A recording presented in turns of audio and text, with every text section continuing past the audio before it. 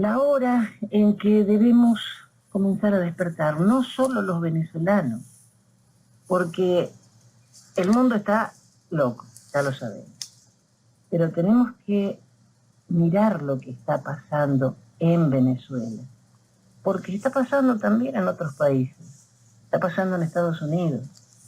Entonces, tenemos que conocer exactamente cuál es el problema para saber cómo enfrentarlo. Y nadie mejor que Noel Alejandro Leal para ayudarnos a ver cuál es la ruta segura. Muy buenas madrugadas, Noel. Buenas madrugadas, Jenny, profe, a todos los que nos escuchan y gracias por esta nueva oportunidad. Noel, el viernes el Parlamento designó nuevos rectores del Consejo Nacional Electoral en Venezuela. 3 rectores considerados próximos al gobierno, 2 de ellos sancionados por Estados Unidos, que es un hecho anecdótico, y 2 afines a la oposición. ¿Podemos saber un poquito quiénes son estos personajes? Sí, rapidito nomás, pero ¿nos podrías hacer una descripción de esta gente del CNE? Bueno, quizás lo más interesante y resaltante es Elvis Amoroso, ¿no? Elvis Amoroso, hemos hablado varias veces de él, es el controlador y es el que ha facilitado toda esta serie última de inhabilitaciones y ha renovado las inhabilitaciones de Capriles, Superlano y María Corina. Entonces, él que por supuesto, algo que no se puede negar es eso, una persona vinculada al chavismo, no es un recién llegado al chavismo. Comentábamos hace unas semanas que él fue de los primeros secretarios de la Asamblea, no recuerdo si él fue secretario de la Asamblea Constituyente, es decir, ha sido una ficha de confianza y constante dentro del chavismo. Y eso es el protagonista de las inhabilitaciones, ese pasa a ser el rector principal del CNE. En los otros 2 encontramos una que es viuda de Darío Vivas. Darío Vivas era un personaje del chavismo también desde sus inicios, un hombre que toda la vida vinculada al comunismo, era uno de los motores de activismo del chavismo. El otro ya tenía tiempo ahí dando vueltas en el CNE. Y si vamos a la parte del chavismo, de la oposición, nos encontramos también con una mujer que a ella ya la habíamos conversado con ella hace 2 semanas y habíamos dicho que era la pieza de Manuel Rosales y que iba a llegar porque también era bien vista por el chavismo. Entonces ella... Casualmente. El único, quizás si hay un dato sorprendente allí, es que fue validada la cuota de Ramos Alup y es el otro supuesto opositor que también tenía tiempo ya en el CNE como suplente y cosas de estas. Y no se validó la ficha de Primera Justicia, de Capriles, que era Roberto Picón. Entonces, aquí se distribuyó todo más hacia el lado específicamente ADECO, hacia el lado de dos partidos miembros del Internacional Socialista activos, como son Un Nuevo Tiempo y Acción Democrática. ¿Qué más? Dato interesante también a destacar es uno de los integrantes suplentes del CNE, que es un militar que llegó al cargo de teniente general, de estos cargos que se ha inventado el chavismo después, un hombre que fue comandante de la Guardia Nacional y director de una de las universidades experimentales que montó el chavismo. Este es un hombre que está señalado, tanto sancionado por la OFA como sancionado internacionalmente también por Reino Unido, y en específico en la acusación de Reino Unido lo señalan con acusaciones flagrantes de violaciones y torturas. Bueno, eso es lo que es la directiva del nuevo CNE. Tú sabes que uno de los datos interesantes de todo esto es lo que ha levantado en este sector de la oposición más complaciente y en el bobocitorismo que sigue esa oposición más complaciente y colaboracionista, que ellos dicen, no importa que pongan como CNE, igualito lo vamos a aplastar con una avalancha de votos. Dicen todos y cada uno de los anormales estos. Entonces, si no importaba, ¿por qué querías cambiar el CNE? ¿Cuál es la diferencia? ¿O de verdad esperabas alguna otra cosa del ejercicio de quien está ejerciendo la tiranía?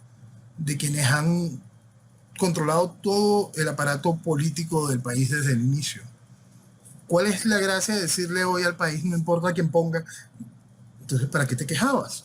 ¿Para qué te quejabas antes de Tibisay? ¿Para qué te quejabas hasta cuando Jorge Rodríguez? ¿De qué demonios te quejabas si esto igualito lo vas a aplastar con votos, como también se aplastó en la avalancha de Rosales en el 2006, o en las campañas de Capriles y en cada una de las pendejadas que han hecho?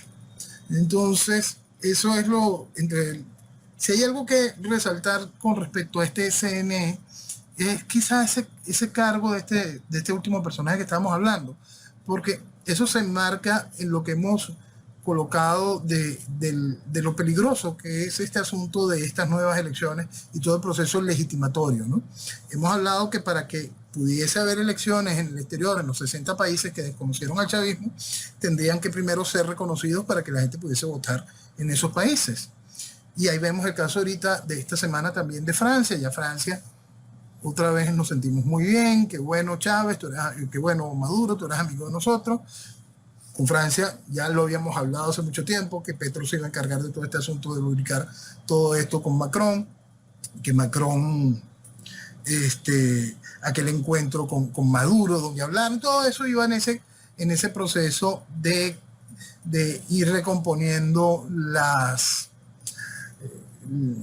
todo el arreglo, pues recomponiendo las condiciones que se entablan en los países, pues las condiciones diplomáticas, y por supuesto Francia da el primer paso en este sentido, siendo uno de los países más importantes que desconocieron al chavismo, pasa ya al reconocimiento. Y como señalé, bueno, fíjate, toda esta parte de la maravilla electoral, volviendo al caso del señalado, del acusado como violaciones de derechos humanos, fíjate, entra en este aparato de CNE, que es la base para poder terminar de legitimar a la tiranía. Es decir, vamos a lavarle la cara a todos, con la esperanza nula de un cambio electoral. Bajo la mentira electoral, vamos a que todo el proceso internacional de todo lo logrado con el desconocimiento se desaparezca, todo vuelve a la normalidad, y para más vamos a lavarle la cara a criminales reconocidos. Por eso no hay ningún problema. Vamos también a validar a un personaje como Amoroso. Y por supuesto vamos a seguir contentos porque conseguimos 2 rectores en el nuevo CNI. Por favor. Noel, te confieso que estuve tratando de conseguir una palabra educada y como no la encontré, voy a remitirme a contarte lo que pasa sin calificar, porque soy una dama. El nuevo CNE, los opositores ratifican la lucha. Entonces, ellos dicen que no han visto bien la conformación del CNE, pero que no se desviarán de la ruta electoral en la búsqueda de un cambio político. Entonces, una organización de venezolanos perseguidos políticos en el exilio dijo que los nuevos rectores del CNE dejan claro que no existirán elecciones ni libres ni confiables en Venezuela. Y aquí mi dolor y mi pregunta, ¿antes eran confiables? Por eso es que esto duele tanto.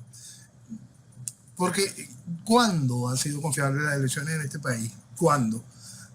Fíjate, en el año 2004, cuando el fraude del referéndum revocatorio, 2004, el rector principal, el presidente del CNE, fue Jorge Rodríguez. Jorge Rodríguez, el que hoy ven como presidente de la Asamblea Nacional y como representante internacional en cuantas negociaciones oscuras hay.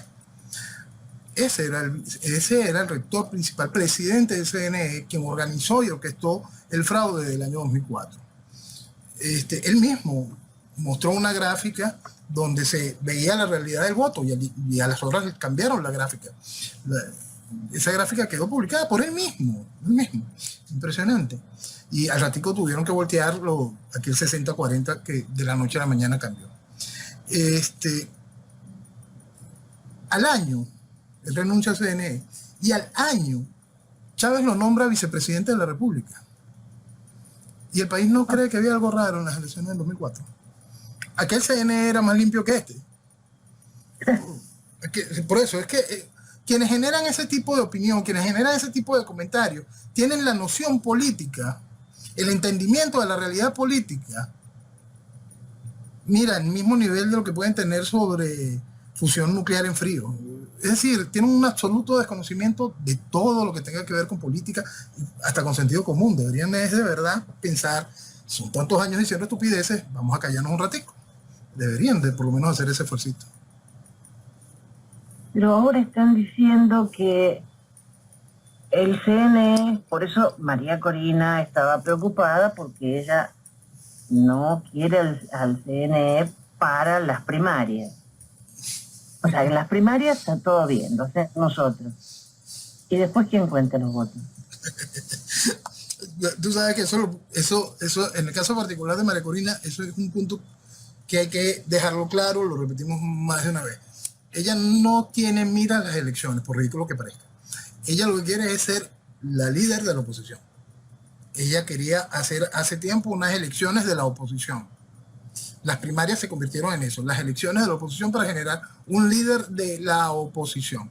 Por más que ella diga, estos tienen miedo a contarse, pero vamos a contarnos y yo no sé qué cosas, eso son pura pendejadas, porque la gracia es convertirse en el líder de la oposición. ¿Por qué? Porque eso trae cualquier cantidad de beneficios de carácter internacional y las oportunidades. Pues. Ellos piensan que se puede volver a abrir una ventana como la que se abrió en el 2019, ventana en la cual se separó Guaidó e hizo lo que hizo, acompañado por todos ellos. Pues todos ellos se tomaban foticos con Guaidó y cargaban cartelitos con su nombre, toditos aplaudían que la Asamblea Nacional estuviese haciendo semejante barbaridad. Y hoy dicen, Guaidó fue una esperanza que se equivocó. Todavía son incapaces de admitir que colaboraron en la destrucción de Venezuela de manera consciente. Entonces, por supuesto que si se fuese a elecciones, si María Corina estuviese buscando ir a las elecciones, tuviese que medirse con ese CNE, con las reglas de ese CNE. Eso no va a suceder, tan sencillo como eso. ¿Por qué? Porque está inhabilitada.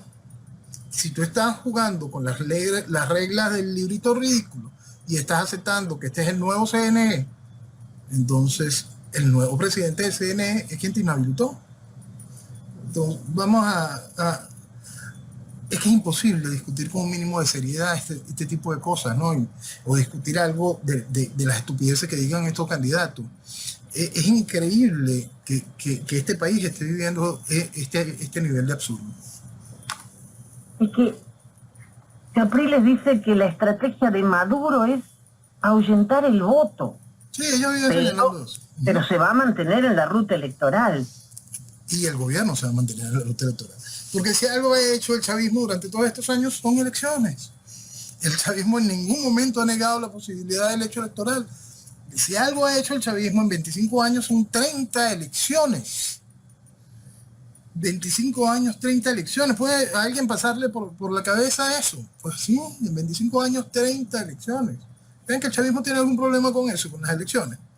Entonces, por eso. Entonces, si el chavismo es el que hace las cosas para que no hayan elecciones, no, han facilitado todas las elecciones. Es más, se están divirtiendo metiendo el miedo de que ya está el CNE de nuevo.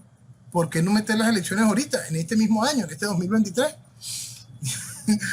Bueno, ya hablaron varias veces de adelantarla. Nosotros también lo hablamos aquí, hablamos que si lo hacían, lo iban a hacer en formato de mega elección y todo lo demás. En cualquier momento lo hacen y sería realmente hasta divertido verlos corrienditos, ¿no? Porque es tan increíble el ridículo. Porque todo este ridículo, esto es importante para que ustedes puedan entenderlo afuera, todo este ridículo que hace el gobierno, que hace la oposición, todas estas maniobras estúpidas, todas estas discusiones con el CNE, todo este festival de pendejadas, no tienen ningún tipo de resonancia en la población de a pie. en el país en general. El país de verdad simplemente está buscando cómo seguir sobreviviendo dentro de esto. El país de verdad sigue en ese desangrar humano que está saliendo por el Darién, y ahora nos enteramos de que Panamá piensa ponerle un tapón al tapón de Darién. El país de verdad tiene muy lejos todo ese festival, esa fiesta democrática a la cual quieren montar al país con campañas electorales y viajecitos de candidatos, o sea, diciendo pendejadas en un estado o en otro. Todas carentes de realidad, todas cargadas de vacíos, todo llevando también, lamentablemente, a una parte de la sociedad a que se mienta de nuevo. Siempre es la misma parte de esa sociedad que hemos descrito muchas veces. Esa sociedad venezolana técnica y profesional de altísimo nivel, con muchas capacidades, que tiene cero en noción política, y que le preocupa entonces, ay, el CNE, pero si con todo este mar de votos lo vamos a cambiar. Mira, es una cosa que deprime, porque cuando tú ves eso, ¿no? Y tú ves este desbordamiento de pendejos generando este tipo de opiniones, te preocupa porque tú dices, ¿cómo se construye el país mañana frente a estas realidades? Porque esto es una realidad, está en la casta política, técnica, profesional del país, sea tan increíblemente necia, absurda y carente de mínimo de lógica política, mínimo de lógica de la realidad. Eso es lo que más preocupa, eso es lo que más angustia. Y en mi caso particular, que estoy viendo eso desde el inicio de todo este cuento, que hablaba que esto me costó amistades, me costó hasta familia, explicarle, pero tú eres pendejo, vale, tú no estás viendo la realidad. Eso es difícil, porque esta realidad son 25 años en que han venido destruyendo mi país. 25 años que el gobierno ha contado la oposición, y con la oposición y esa estructura de oposición ha contado con ese mar de gente increíble, con tantas capacidades y tan increíblemente vacía. Y por si fuera poco, la última noticia que me amargó el día. Estados Unidos reiteró que solo suavizará las sanciones al petróleo venezolano si el régimen de Maduro garantiza elecciones libres. Sí. Paso para la construcción de esas elecciones libres es el nombrar el CNE. Es increíble que el chavismo se haya propuesto hasta poner al personaje que hicimos mención como suplente, porque con eso está diciéndole a los Estados Unidos y al mundo, tus sanciones simplemente son irreales con respecto a las acusaciones de violaciones de tortura y de derechos humanos. Yo te estoy ofreciendo elecciones limpias con este CNE, es decir, que esta es mi mejor gente. Y los Estados Unidos, por supuesto, van a validar las elecciones con esa gente. ¿Por qué? Porque es la administración Biden la que está haciendo esto. Y van a validar todo, absolutamente todo lo que haga el chavismo. Porque lo importante es legitimar al chavismo en un proceso electoral. O sea, ellos no tienen ningún problema en aceptar que los del CNE, por ejemplo, Don Amoroso fue sancionado por el Departamento de Tesoro en Estados Unidos. No, podrán hacer alguna queja vacía, algún comentario, dirá un funcionario de tercer grado sin mayor importancia, comentario que a los 2 días dejó de ser noticia. O no, porque en 2017 quien estaba en el gobierno era Donald Trump. Exacto, y eso era muy malo. Muy malo, y todo eso tenemos que taparlo y callarlo. Lo único que se ha visto obligado a mantener la administración Biden es aquel decreto que tuvo que hacer Obama por presiones de muchos senadores republicanos, presiones en aquel momento para que Obama consiguiese una aprobación de otra cosa, que fue ese decreto de que Venezuela es una amenaza. Y bueno, también se han dado cuenta de que les conviene mantener esa sensación del juego de la amenaza. Y bueno, estábamos hablando de Trump. Esta semana ha sido noticia. Es una gran noticia el presidente Trump. El presidente Trump, tú sabes que cuando uno se pone a ver este tipo de cosas, uno dice, de verdad, la campaña se la están haciendo los demócratas. Porque es increíble, porque la campaña se la están haciendo los demócratas. Y también la campaña se la está haciendo su propio partido, porque lo que hizo Trump esta semana no tiene nombre, de verdad. Él ya les había advertido a los precandidatos de republicanos que se retiraran, que por el bien del partido se retiraran, que dejaran eso de ese tamaño, que él era el candidato y punto. Lo digo con todo el descaro, y ellos no se lo creían. Y lo que hizo esta semana al no asistir al debate, al dar una entrevista a Tucker Carlson aparte, cuando uno ve los números de los resultados de lo que fue de televidentes del debate y de la cantidad de visitantes que tenía la entrevista en el mismo horario en que fue estrenada, la diferencia es tan abismal, es tan gigantesca. Estamos hablando de 10 millones de personas vieron el debate por televisión, 100 millones de personas estaban viendo la entrevista. Es una cosa increíble lo que está haciendo el presidente Trump en ese sentido, en lo que es su campaña. Campaña que no le está costando un centavo en ese sentido. Es más, creo que el gasto más grande que ha hecho Trump en su campaña es haber pagado ayer la fianza en Georgia, y que lo obligaban a pagar esa fianza. Y yo creo que eso también quizá es una foto muy cara, ¿no? Los $200,000 de la fianza, y haber conseguido esa nueva fotografía, esa foto que los demócratas se morían por tener de una ficha policial de Donald Trump. Y la foto ha hecho desastres. Entonces, cada paso, cada movimiento que está haciendo el presidente Trump, cada visita, el ver el despliegue de la caravana presidencial y la gente saliendo a su paso, no a insultarlo como insultaban a Biden el otro día en Hawái, sino la gente de todos los estratos sociales salen a aplaudirlo. Es una cosa realmente impresionante. Lo que se está generando en los Estados Unidos es una cosa que tiene que ser vista desde muchos ángulos, no solo en el hecho de un problema de demócratas o republicanos, tiene que ser vista en un proceso muy grande, porque en los Estados Unidos se está violando toda la tradición para intentar detenerlo, para intentar pararlo. Han hecho de todo, la cantidad de acusaciones se pierde de vista y ninguna progresa. Entonces, es algo realmente impresionante y que dentro de todo trae esperanzas. Tú sabes que en Venezuela, en el caso Trump, mi país tiene una cosa muy negativa, que es su mezquindad. Yo siempre creo que Venezuela le tendrá que agradecer al presidente Trump, vuelva y pueda ayudar o no. Le tendrá que agradecer el hecho fundamental de que le dijo al mundo cuál es el problema de Venezuela. El problema de Venezuela es socialismo. Para los que vivimos gritando eso desde el inicio, desde antes de la llegada de Chávez, encontrar al presidente de los Estados Unidos declarar eso 2 veces ante las Naciones Unidas, 2 o 3 veces en el discurso del Estado de la Nación y en cualquier oportunidad que tenía, para decir el problema es socialismo, un problema ideológico que destruye naciones. El venezolano todavía no termina de admitir que ese es quizá el más grande aporte que pudimos recibir de cualquier persona, de cualquier no venezolano. Y se hizo desde una de las posiciones más importantes. Venezuela debería de tener de verdad muchísimo más respeto por ese aporte y comprender cuál fue la herramienta que nosotros le dimos al presidente Trump para atender el caso de Venezuela. Lo que le dio a Venezuela para atender la situación venezolana fue la caricatura esta del Guaidó. Lo que le dio Venezuela al presidente Trump es el respeto por el librito ridículo ese que llaman Constitución.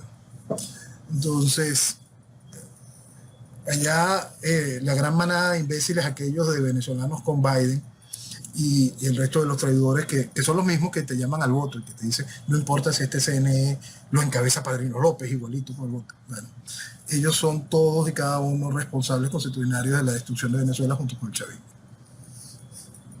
Estaba viendo los titulares de los diarios con el caso de Trump y hay uno que no lo puedo describir con palabras radiales. Te lo leo textual. Polémica en Estados Unidos. Donald Trump mintió sobre su peso y altura cuando fue registrado en la prisión de Georgia. Tú sabes que yo estoy impresionado, ¿no? Porque también, fíjate las cosas que están causando polémica. Eso. ¿Qué está causando polémica? Unas declaraciones de Carlos Santana, donde Carlos Santana dice se nace hombre o mujer. Terribles declaraciones. Sí, polémico es el que diga lo otro que no tiene sentido. ¿Dónde está la polémica en que alguien diga se nace hombre o mujer? ¿Dónde está decir que si Donald Trump midió con su peso o altura? O la salvajada que están haciendo en España con Rubiales, con el técnico de la selección femenina que ganó el Mundial. Hay un nivel de absurdo, se le está haciendo tanto daño a la población global con tanta pendejada, con tanta banalidad, con tanto absurdo, con tanta ridiculez. De verdad es una cosa que enferma, que le está haciendo mucho daño a las sociedades, y hay un momento en que el resto de la sociedad, la que no se deja dañar, dice ya basta, y eso trae sus consecuencias.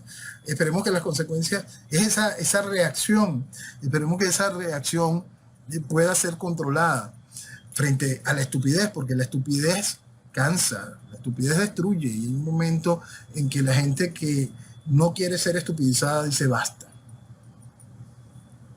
Estaba viendo, hablando ya un poco de política en mi país, José Mujica salió a criticar a Milei porque dice que está loco. ¿Por casa cómo andamos? El comunista José Mujica ha sido siempre uno de los hombres más dañinos para la política latinoamericana. Tú sabes que también él es el ídolo, es un ídolo de la oposición venezolana, ¿no? Capriles le rendía culto, y Capriles... ¿A Mujica? Sí. Venía Mujica para acá, abrazaba a Chávez y lo llenaba de besos y todo lo demás, y Capriles le rendía culto. Bueno. Y Leopoldo le rendía culto. Y todos los de la MUD decían que maravilla. Ese es mi país, el mismo país que le rendía culto a Lula da Silva, fundador del Foro de Sao Paulo junto con Fidel Castro, padre de la destrucción política de Latinoamérica. Ese es mi país. Esa es la dirigencia política de mi país. Eso es lo que los venezolanos han aplaudido durante todos estos años para ir contra Chávez. Por eso es que es tan importante entender lo ideológico, y por eso es que es tan importante buscar que la gente se conecte con el pensamiento, con lo que es ese esquema, con el mensaje, para que pueda identificar lo que está mal. Porque mientras se siga pensando que, ay no, Menganito es bueno, mira lo que dijo, mira, aquel es un empresario, mira lo que dice, qué bueno, mira, aquella es una candidata eterna y él le dijo ladrón a Chávez, qué bueno. Y nunca se dio cuenta que todos sus socios eran socialistas. Y nunca se dio cuenta de que andaba de manitos agarrada con todos los partidos de la Internacional Socialista. Y nunca se dieron cuenta que todos y cada uno de los llamados electorales que hicieron a cada uno de los mataderos electorales eran en el marco del mismo sistema fraudulento que una vez ya había sido denunciado y demostrado en el 2004 que era inviable. Entonces, cuando se entiende todo eso, que eso está en el marco de un esquema ideológico, se llama socialismo, que tenemos un socialismo carnívoro en el ejercicio de gobierno y que tenemos un socialismo vegetariano en el ejercicio de oposición, que ese socialismo vegetariano fue el que hizo posible todo el espacio de la pseudodemocracia para que llegara el chavismo. Por favor, hay que sumar y hay que entender eso, hay que entender ese fondo ideológico. Y ese fondo ideológico, ahorita hay una oportunidad muy buena para que la gente pueda verlo de frente, que es el caso de Ecuador. Tú sabes que en Ecuador hubo la primera vuelta y, como habíamos mencionado, la candidata de Correa, que iba de primera, que pasó de primera. Y el segundo candidato es Noboa, que no era esperado como segundo candidato. No era esperado como segundo candidato, pero no era un error pensar que podía no tener una buena figuración. ¿Por qué? Porque Noboa viene de una familia con casta política, pues ya es un nombre que le resulta familiar al votante promedio ecuatoriano. Como habíamos dicho, el caso de Villavicencio no era un candidato importante, aquí se lo pusieron como un hombre de derecha que estaba, era un comunista más, y en el caso de Noboa, Noboa es un hombre de izquierda, que también se molesta cuando le dicen que es de derecha. Y él dice, no, yo soy de izquierda, mi papá siempre fue progresista, yo soy un hombre de izquierda. Entonces allí la gente puede tener clara lo que es que para la próxima elección, fíjate lo que están obligando al ecuatoriano. El ecuatoriano tiene que elegir entre la izquierda carnívora más asquerosa, una representante de Correa, o elegir entre la izquierda carnívora que le hará un gobierno de pausa para que en algún momento vuelva a Correa.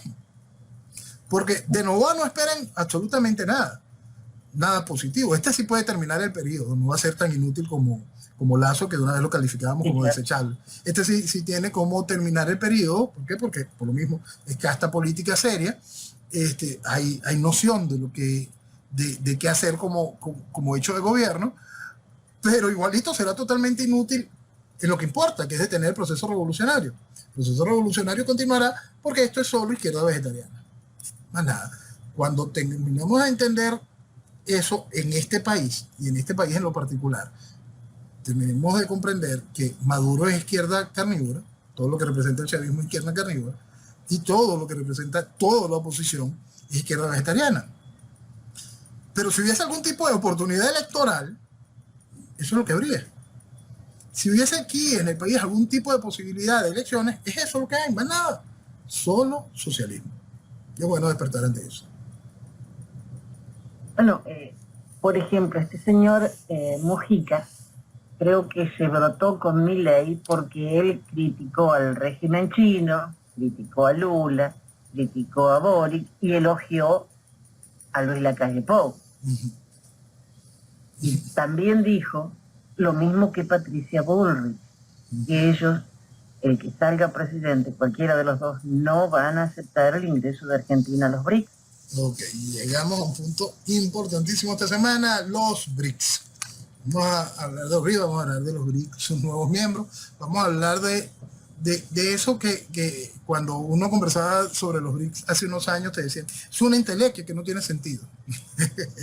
Mira.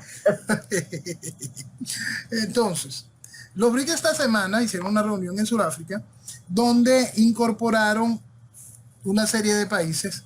Cada uno tiene una razón y un punto que vamos a tocar.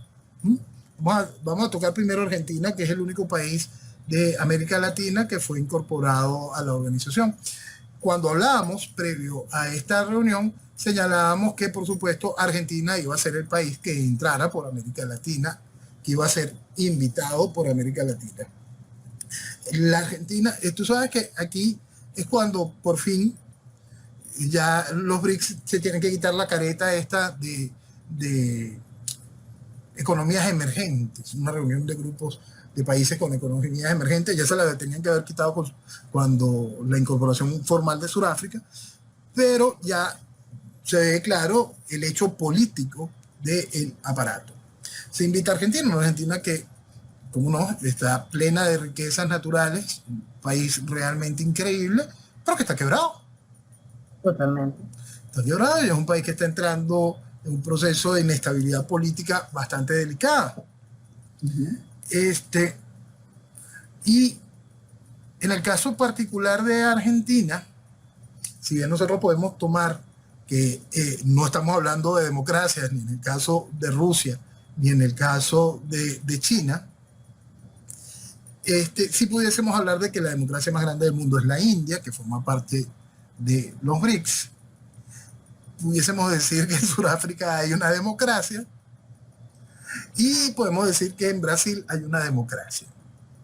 En Argentina, por supuesto, también hablamos de que es una democracia y por lo tanto el efecto de la invitación de los BRICS queda pendiente de lo que sea el próximo gobierno. Es decir, de una vez saltamos lo que es la idea de una política de Estado para algo tan delicado como sería la incorporación a un organismo como los BRICS, a que sea la política de gobierno de quien gane.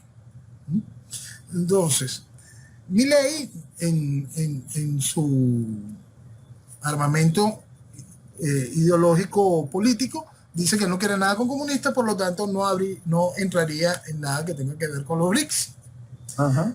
Patricia Bullrich habla ya en un modo más político y dice cómo es posible que nos incorporemos a este grupo, que uno de sus miembros es Rusia y está haciendo lo que está haciendo en Ucrania.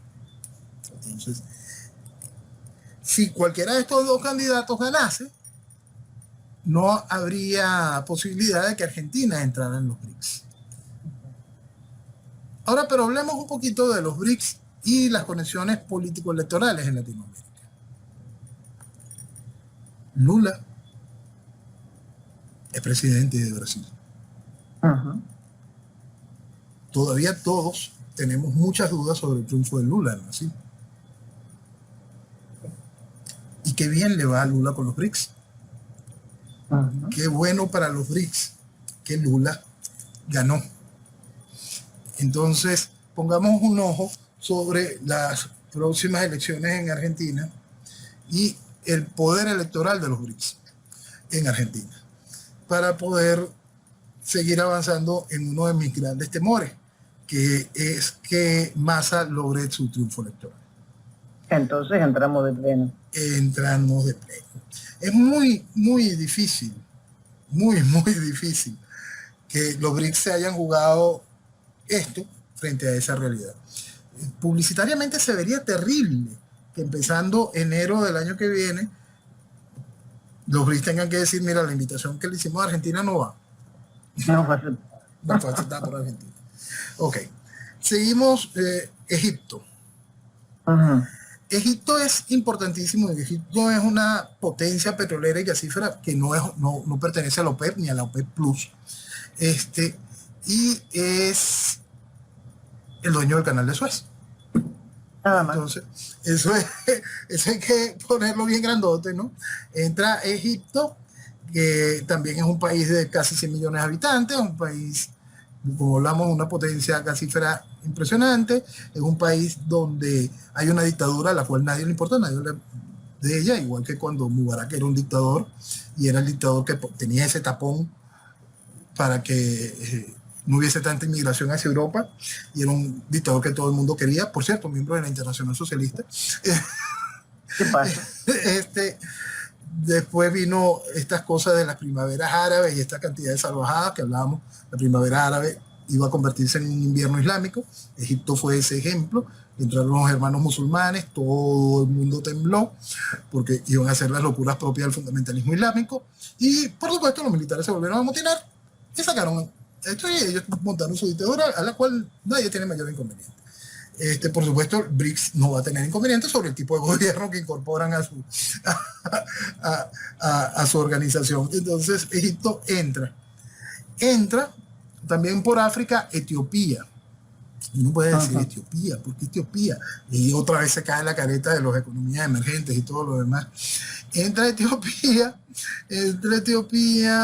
un país con 100 y pico millones de habitantes, un país que fue víctima de una jugada muy fea, ¿no? Porque Etiopía pierde su costa hacia el Mar Rojo, dirección hacia el Canal de Suez, pierde una guerra con Eritrea. Eritrea técnicamente fue un pedazo de Etiopía durante muchos años.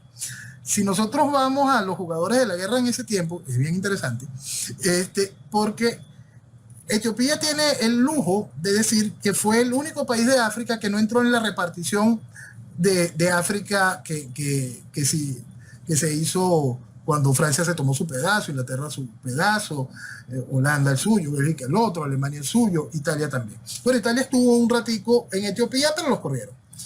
Los etíopes se lograron mantener sin ser sin ser colonia. En Etiopía hay una cosa bien interesante que es el cristianismo. El cristianismo en Etiopía es increíble, muy fuerte. No fue un asunto de misiones, es una cosa realmente fuerte. El culto a Jesucristo es una cosa realmente hermosa en Etiopía. Es impresionante, es impresionante. Bueno, pero volviendo al asunto de la guerra de Etiopía y Eritrea.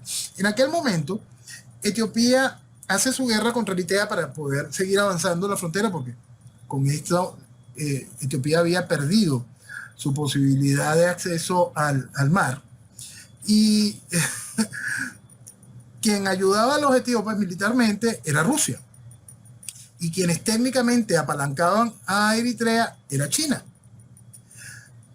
Hoy en día, el país que tiene más inversión en Etiopía y que el movimiento económico que vive Etiopía hoy es gracias a China. China dejó de apalancar a Eritrea cuando Etiopía reconoció al Partido Comunista Chino como los verdaderos representantes de China ante la ONU. Bueno, entonces todo eso cambió en ese momento y ahora son muy buenos socios, tan buenos socios que Etiopía, que la economía de Etiopía no es nada resaltante, consigue el aval y el impulso de China para incorporarlo directo a los BRICS. Si nosotros tomamos esos 100 y pico millones de habitantes de Egipto y los 100 y pico de millones de habitantes de Etiopía, y por supuesto sumamos China y sumamos la India, estamos hablando de que el bloque de los BRICS está muy próximo a tener el 50% de la población mundial. Nada más. 50% de la población mundial. Si mañana decidieran de invitar a Indonesia, que es un asunto un poquito más delicado, debido a que Indonesia depende mucho de negociaciones con Australia, y eso sería un problema de índole económico bastante incómodo, estaríamos hablando que superarían por mucho el 50% de la población mundial. Económicamente sigue siendo menor que el G7, sí, pero ¿qué significa todo ese avance de los BRICS? Vamos a terminar todavía con los países para poder enfocar en numeritos aquella realidad. Entra Irán, que lo dábamos como fijo para la incorporación, es una incorporación que estaba de anteojito después del trabajo de China para sentar a Arabia Saudita con Irán, cuando nosotros hablábamos de algo que, como yo definí lo que iba a suceder en Venezuela en el 98, que Venezuela entraba en un proceso revolucionario, neocomunista, fundamentalista, que vemos todo este proceso neocomunista de China y toda esta estructura con el fundamentalismo islámico iraní. Es decir, tenemos el oso, el dragón y el sable armados perfectamente en este eje que explicaba yo por 1998 y que hoy toma cada vez más cuerpo, pues. Y en la figura de los BRICS pueden darse el lujo ya de poder hablar de manera descarada en este tipo de uniones. No solo entra Irán, sino que entra Arabia Saudita, que eso sí es un golpe muy fuerte para lo que conocemos como Occidente, pues. Entra Emiratos Árabes y entra Arabia Saudita. Es decir, esta cosa que es la península arábiga, esto que está en el medio de África y Asia, esto que está separado por el Mar Rojo y el Golfo Pérsico, ¿se acuerdan de la guerra del Golfo? Bueno, en el caso particular de Arabia Saudita e Irán, que eran enemigos hasta la intervención de China hace muy poco, hace menos de un año, y que lograron firmar tratados diplomáticos, ahora se incorporan juntos en el mismo momento a la organización de los BRICS. Es un dato muy, muy importante en otro de lo que se avanzó en esta ampliación de los BRICS. Ya hablamos de la parte poblacional, ahora hablamos de la parte petróleo. Estamos hablando de que se incorpora al bloque de los BRICS, donde hay un productor extraordinario como es Rusia, se incorpora Irán, Arabia Saudita, Emiratos Árabes Unidos y Egipto. ¿A dónde lleva eso el nivel de producción petrolera de los BRICS? A números que por supuesto superan el 50% también de la producción petrolera mundial. Y en cuanto a reservas, a números bastante interesantes. Política. Esta unión política de los BRICS, por supuesto, crece de una manera geopolítica, como siempre hemos hablado, de por qué se unió Sudáfrica en ese momento, por el punto geopolítico que significaba. ¿Por qué toma Argentina en este momento? Por el punto geopolítico que se necesita. Ir poniendo todo ese tipo de anclas. También cuando vemos la foto de lo que puede ser la próxima ampliación de los BRICS, que como dijo el presidente de Sudáfrica, es algo que es inminente, es algo muy próximo. Vamos a ver también cómo diversos países que ya forman parte de otro bloque que hemos señalado, el Grupo de Cooperación de Shanghái, que tiene otras funciones y tiene el Grupo de Cooperación de Shanghái, pudiésemos decir que es casi que una nueva, una OTAN paralela, ¿no? Vamos a ver en la próxima reunión de los BRICS, no dudo que se incorporarán Kazajistán y Turkmenistán, todo este tipo de países túrquicos que pertenecían a la onda soviética, y quizá veamos, se quiten la careta y el avance de algo que de verdad haría que todo el mundo se pusiese las manos en la cabeza, que es que Turquía se incorporara a los BRICS, porque estamos hablando aquí de un país OTAN. Entonces, vamos a ver en la próxima ampliación de los BRICS que nos trae, ¿no? Y cómo todo ese juego geopolítico se va haciendo más grande. Si nosotros incorporamos a todos estos países de la órbita soviética, vemos cómo la ruta de la franja y la seda que China quiere ir planteando, que ha planteado y que está en pleno desarrollo, formaría de parte directa de la estructura de los BRICS al estar incorporados hoy Irán en ese aparato. Es una cosa increíble. Entonces ya vimos poblaciones, vimos petróleo, vimos geopolítica, economía y esta máquina hecha para, en la guerra multidimensional contra Occidente, atacar el dólar. Vemos ya las declaraciones del Banco del BRICS, el Banco de Desarrollo, yo no sé qué cosa, cuya presidente es la asaltante del banco Dilma Rousseff, es presidenta de Brasil, asaltante de banco, tiene su ficha como asaltante de banco. Bueno, la presidenta del Banco de los BRICS. El Banco de los BRICS comienza con una serie de préstamos, son muy inteligentes en la jugada, porque los préstamos van a ser ejecutados en la moneda de Brasil y en la moneda de Sudáfrica para no poner monedas de mercados cuestionados como el rublo o el mismo yuan. Entonces, del manejo económico del mercado. ¿Qué busca todo esto? Prestarle a países no BRICS. Esto es muy, muy importante. Lo primero, por supuesto, para ellos en lo que son las negociaciones de intercambio de mercancías, hacerlo de una vez en base a estas monedas o monedas directas entre cada uno de los países que hacen sus negociaciones. Punto. Irán, en este momento, hace que las sanciones de los Estados Unidos y de Europa sean mucho más ridículas.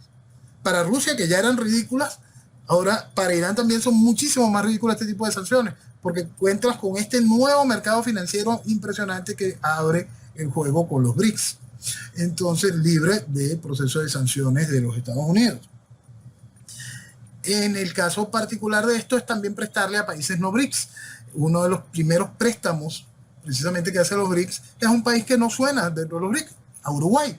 Entonces, todo este tipo de jugadas son muy interesantes porque va a la penetración de grupos que no son miembros, pero para que entren dentro de una vez dentro del entramado económico que plantea China y Rusia a través de los BRICS.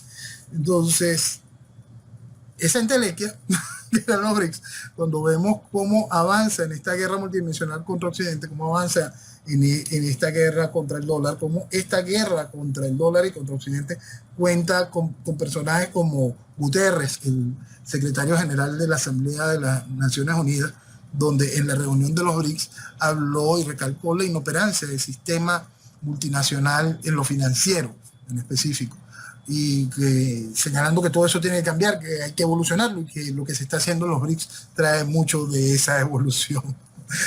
Entonces vemos al expresidente de la Internacional Socialista haciendo el trabajo que corresponde en la guerra, en el ataque hacia el dólar. Es impresionante.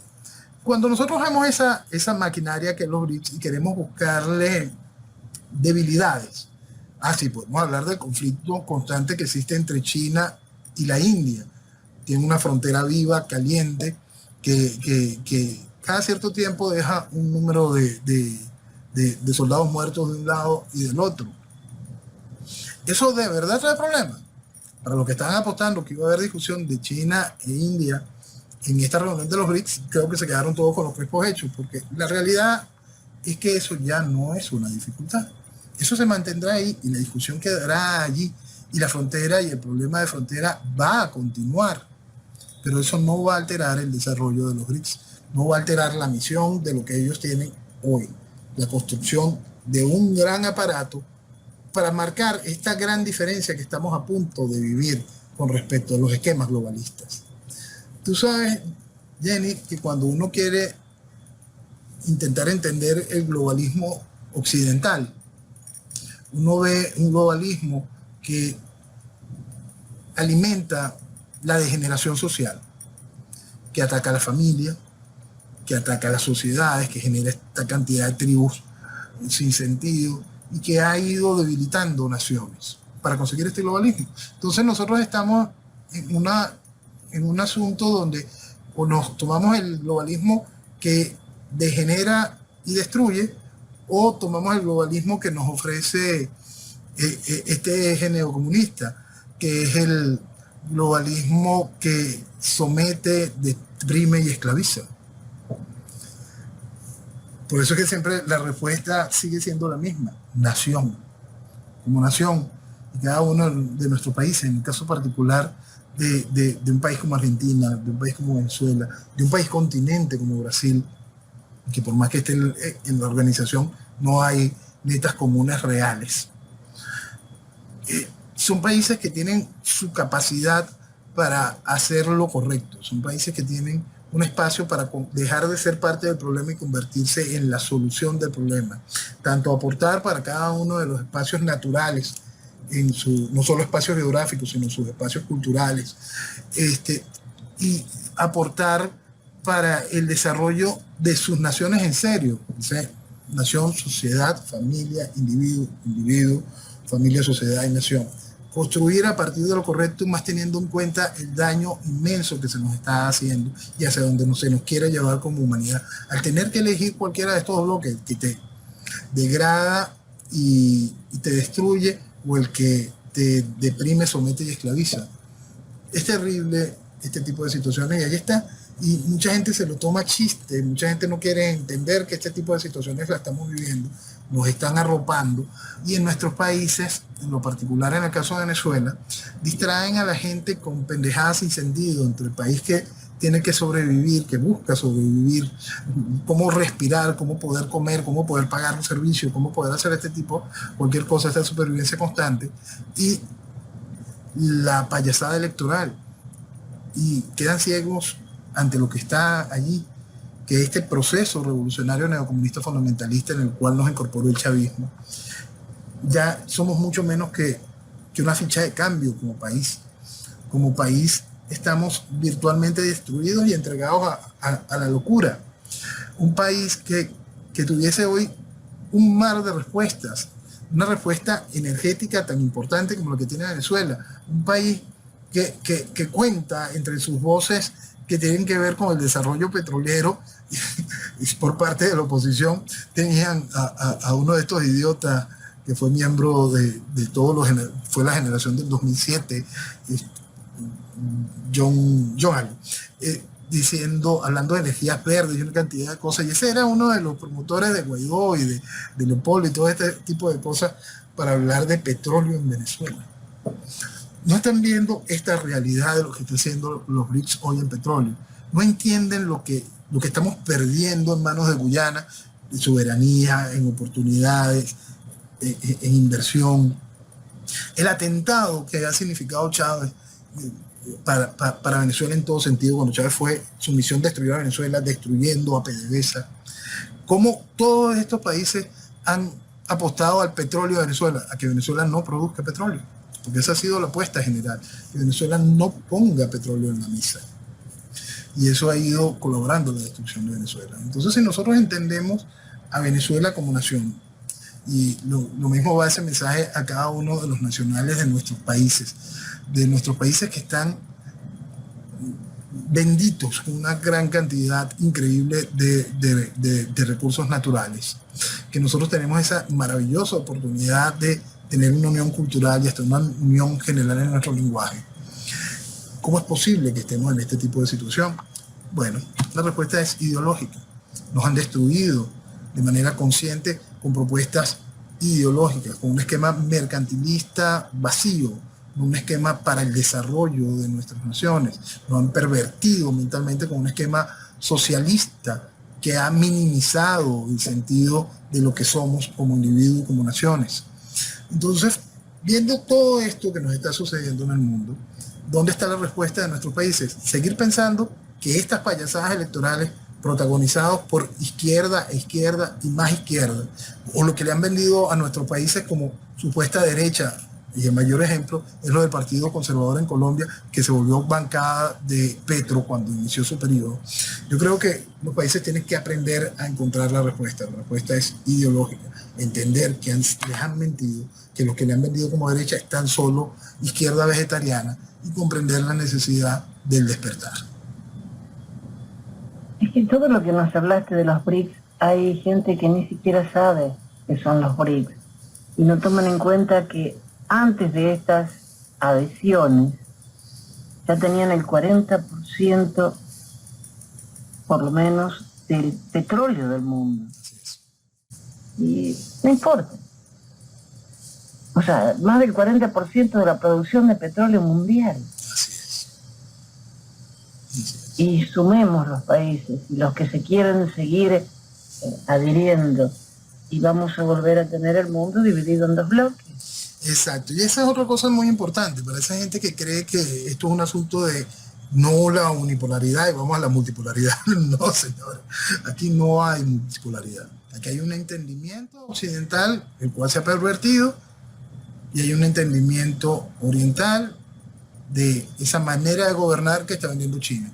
Olvídense de multipolaridad, eso es una gran mentira. Entienda que de un bloque, el cual debe ser reconstruido, se puede vivir en libertad. Y en el otro bloque que nos está arropando, la libertad es absolutamente condicionada. Noel, ya nos tenemos que despedir.